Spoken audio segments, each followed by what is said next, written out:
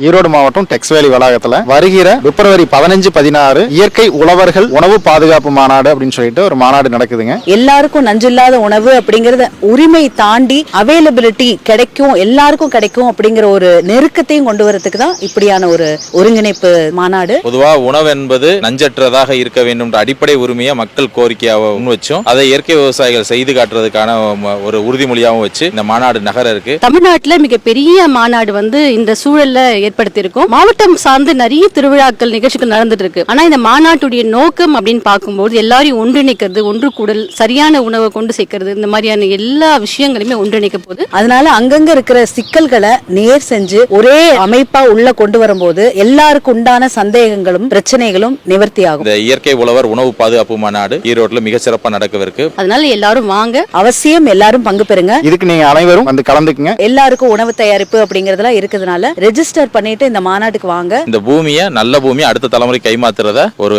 கொள்கையா எடுத்துக்கிட்டு செயல்படுறோம்.